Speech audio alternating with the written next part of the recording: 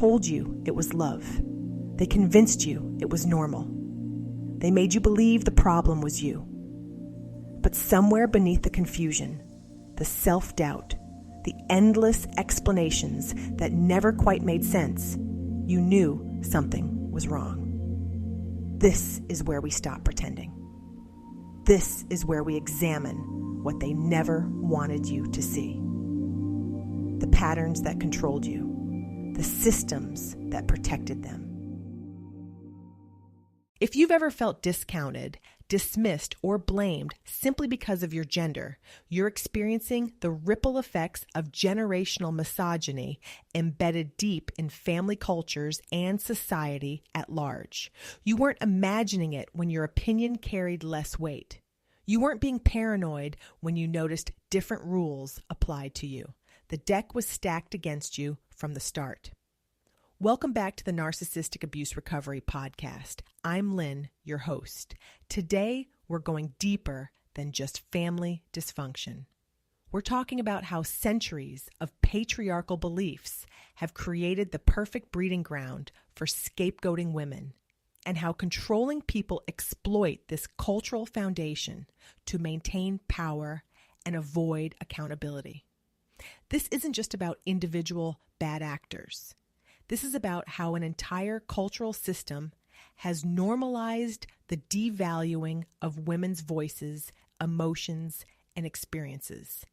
And when you place that system inside toxic families or relationships, it becomes a weapon of mass destruction aimed directly at maintaining control. Patriarchy didn't just give us a workplace inequality and political underrepresentation. It gave us a blueprint for family dysfunction that's been perfected over generations. It created the idea that women are naturally more emotional, less rational, more responsible for maintaining harmony. These beliefs didn't stay in boardrooms and government buildings. They invaded our homes, our relationships, our dinner tables. When someone needs to avoid accountability in a family system, patriarchal beliefs become their best friend.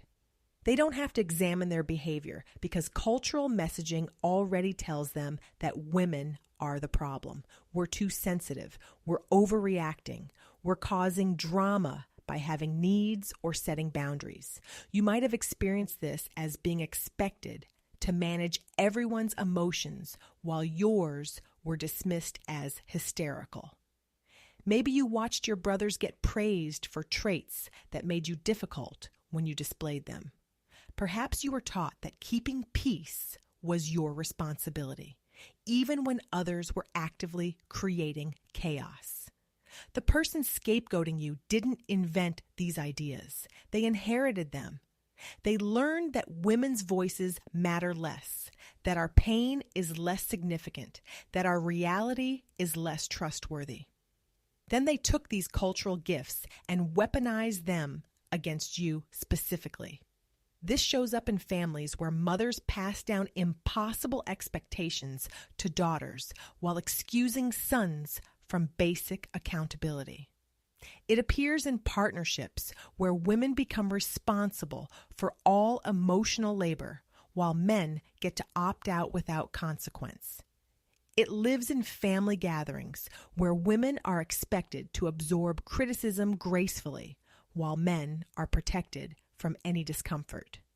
What makes this particularly cruel is how invisible it can be. You're not just fighting against one person's bad behavior. You're fighting against centuries of cultural programming that says your experience doesn't matter as much. Your anger isn't as valid. Your boundaries aren't as important. The controlling person in your life gets to tap into this massive cultural support system. When they blame you for being too emotional, society nods along. When they dismiss your concerns as dramatic, the culture backs them up. When they paint you as the problem for having needs, generations of patriarchal messaging validates their position. You probably internalized some of these beliefs yourself. That's not weakness. That's survival in a system designed to make you question your own reality. You might have learned to make yourself smaller to avoid conflict, to doubt your own perceptions because they were consistently dismissed, to carry responsibility for everyone's comfort while sacrificing your own.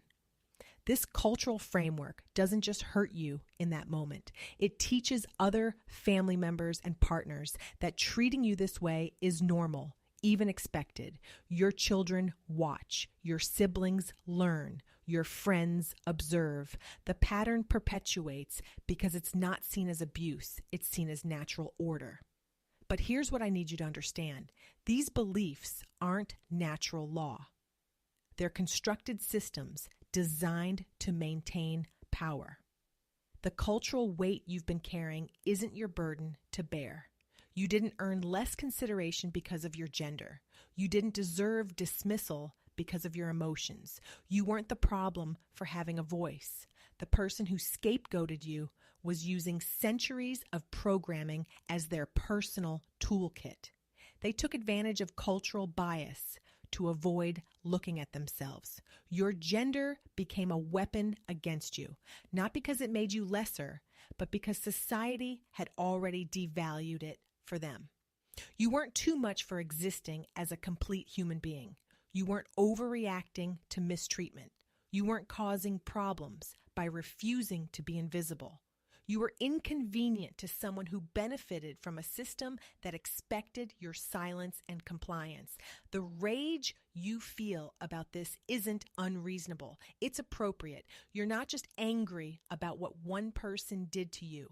You're angry about what an entire culture made possible. That anger has a right to exist. It has something to teach you about what you deserve. So here's what I want you to consider. How has the cultural weight of patriarchy shaped your experience of blame or invisibility in your family or intimate relationships? What messages did you absorb about your worth compared to others? Just notice. Just acknowledge what that system cost you. This is Lynn, and this has been another episode of the Narcissistic Abuse Recovery Podcast. I'll see you in the next one. Visit our website at movingforwardafterabuse.com for articles, resources, and more support on your recovery journey. This work is hard, really hard. Questioning everything you were taught, seeing systems that were invisible, sitting with truth that change how you see the world. It's exhausting and overwhelming sometimes. There's no timeline for this, no right way to process it.